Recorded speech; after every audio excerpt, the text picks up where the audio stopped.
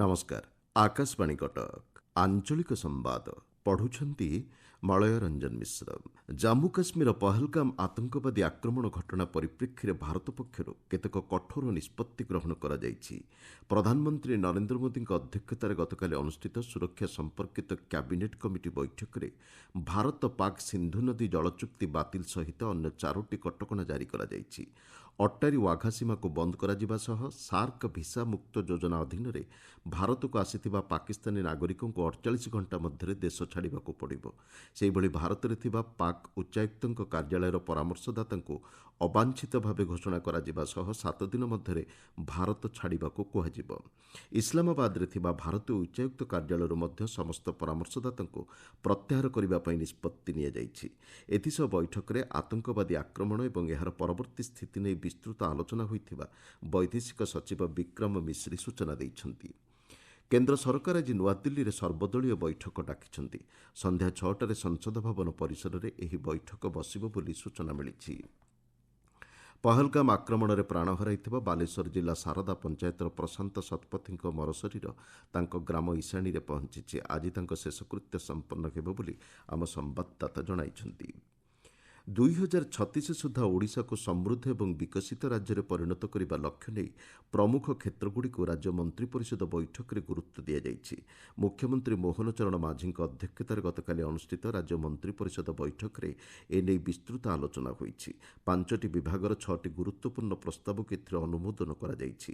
ବୈଠକ ପରେ ଗଣମାଧ୍ୟମକୁ ସୂଚନା ଦେଇ ମୁଖ୍ୟ ଶାସନ ସଚିବ ମନୋଜ ଆହୁଜା କହିଛନ୍ତି, मंत्रिमंडल सप्तदश बैठक आयोजित करा जाइथिला। यही छोटा प्रस्ताव प्रथम थिला एससी एसटी विभाग, दुईटा आबकारी विभाग गोटे जल संपद विभाग तापरे महिला और शिशु कल्याण विभाग गोटे और स्वास्थ्य और परिवार कल्याण विभाग यही छोटा प्रस्ताव जहाँ आसला यही बैठक रे जहाँ मान्यवर मुख्यमंत्री अध्यक्षतार अनुष्ठित होता अनुमोदन दिगला। ଦେଶରେ ପଞ୍ଚାୟତିରାଜ ସଂସ୍ଥାଗୁଡ଼ିକୁ ଅଧିକ ସଶକ୍ତ କରିବା ସହିତ ଜନସାଧାରଣଙ୍କୁ ବିକାଶମୂଳକ କାର୍ଯ୍ୟରେ ଭାଗିଦାରୀ ସୁନିଶ୍ଚିତ କରିବା ନେଇ ଆଜି ଜାତୀୟ ପଞ୍ଚାୟତିରାଜ ଦିବସ ପାଳନ କରାଯାଉଛି।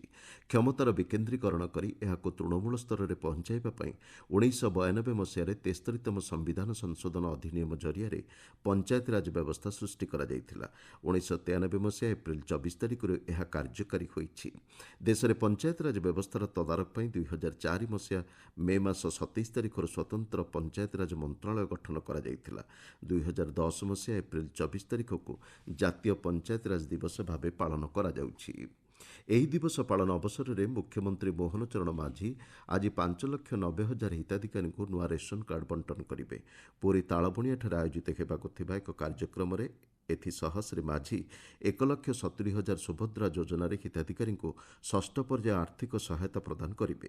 ସେହିଭଳି ଇ ପଞ୍ଚାୟତ ସଭା ପୋର୍ଟାଲ PPMS ପୋର୍ଟାଲର ଶୁଭାରମ୍ଭ ସହ ପଞ୍ଚାୟତ ତଦାରଖ ବ୍ୟବସ୍ଥା, 314ଟି ବ୍ଲକସ୍ତରୀୟ ଷ୍ଟାଡିୟମର ଭିତ୍ତିପ୍ରସ୍ତର ସ୍ଥାପନ ଏବଂ ପ୍ରଧାନମନ୍ତ୍ରୀ ସୂର୍ଯ୍ୟଘର ଯୋଜନାରେ ହିତାଧିକାରୀଙ୍କୁ ସବ୍ସିଡି ପ୍ରଦାନ ଆଦି କାର୍ଯ୍ୟକ୍ରମ ଅନୁଷ୍ଠିତ ହେବ।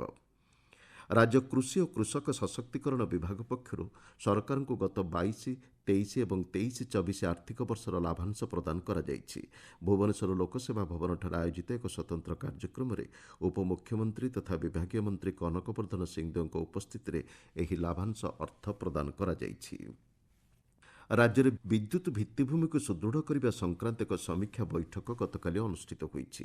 ବିପଜ୍ଜନକ ଭାବେ ରହିଥିବା ବିଦ୍ୟୁତ୍ ଲାଇନ୍ଗୁଡ଼ିକରେ ସ୍ଥାନ ପରିବର୍ତ୍ତନ ଏବଂ ଆବଶ୍ୟକ ସ୍ଥଳେ ବଦଳାଯିବା ପାଇଁ ବୈଠକରେ ନିଷ୍ପତ୍ତି ହୋଇଛି। ଉପମୁଖ୍ୟମନ୍ତ୍ରୀ କନକ ବର୍ଦ୍ଧନ ସିଂହଦେଓଙ୍କ ସହ ଏହି ବୈଠକରେ ରାଜସ୍ୱ ଓ ବିପର୍ଯ୍ୟୟ ପରିଚାଳନା ମନ୍ତ୍ରୀ ସୁରେଶ ପୂଜାରୀ, ଆଇନ ମନ୍ତ୍ରୀ ପୃଥ୍ୱୀରାଜ ହରିଚନ୍ଦନ, ବିଭାଗୀୟ ଉଚ୍ଚ ପଦାଧିକାରୀ ଏବଂ 4ଟି ବିଦ୍ୟୁତ୍ ଆବଣ୍ଟନ କମ୍ପାନୀର ଅଧିକାରୀ ଯୋଗ ଦେଇଥିଲେ। 2030 ସୁଦ୍ଧା ଡିଜେଲରେ 5% ଇଥାନଲ ମିଶ୍ରଣ ନେଇ କେନ୍ଦ୍ର ସରକାରଙ୍କ ନିର୍ଦ୍ଦେଶାବଳୀକୁ କାର୍ଯ୍ୟକାରୀ କରିବା ଲାଗି ରାଜ୍ୟ ସରକାର ପଦକ୍ଷେପ ଗ୍ରହଣ କରିଛନ୍ତି ବୋଲି ଉପମୁଖ୍ୟମନ୍ତ୍ରୀ କନକ ବର୍ଦ୍ଧନ ସିଂହଦେଓ କହିଛନ୍ତି। ଏଥିପାଇଁ 2G ଇଥାନଲର ବ୍ୟବହାରକୁ ଗୁରୁତ୍ୱ ପ୍ରଦାନ କରାଯାଉଛି। ଭୁବନେଶ୍ୱରଠାରେ ଗତକାଲି ଆୟୋଜିତ ଏକ ବୈଠକରେ ମିଡ୍ ୱେଷ୍ଟ ଏନର୍ଜି କମ୍ପାନୀ ପକ୍ଷରୁ ଏଥିପାଇଁ ଏକ ରୂପରେଖ ଉପସ୍ଥାପନ କରାଯାଇଥିଲା। କଳିଙ୍ଗ ସୁପର କପ୍ ଫୁଟବଲ ପ୍ରତିଯୋଗିତାର କ୍ୱାର୍ଟର ଫାଇନାଲ ପର୍ଯ୍ୟାୟକୁ ଇଣ୍ଟରକାସି ଏବଂ ମୁମ୍ବାଇ ସିଟି ଏଫ୍ସି ଦଳ ଉନ୍ନୀତ ହୋଇଛନ୍ତି। କଳିଙ୍ଗ ଷ୍ଟାଡିୟମଠାରେ ଚାଲିଥିବା ଏହି ପ୍ରତିଯୋଗିତାର ଗତକାଲିର ପ୍ରି କ୍ୱାର୍ଟର ଫାଇନାଲ ମ୍ୟାଚ୍ରେ ଇଣ୍ଟରକାସି ପେନାଲ୍ଟି ସୁଟ୍ଆଉଟ୍ ଜରିଆରେ ବେଙ୍ଗାଲୁରୁ ଏଫ୍ସିକୁ ପରାସ୍ତ କରିଥିଲା। ସେହିଭଳି ମୁମ୍ବାଇ ସିଟି ଏଫ୍ସି 4-0 ଗୋଲ୍ରେ ଚେନ୍ନାଇଆନ୍ ଏଫ୍ସିକୁ ପରାସ୍ତ କରିଥିଲା।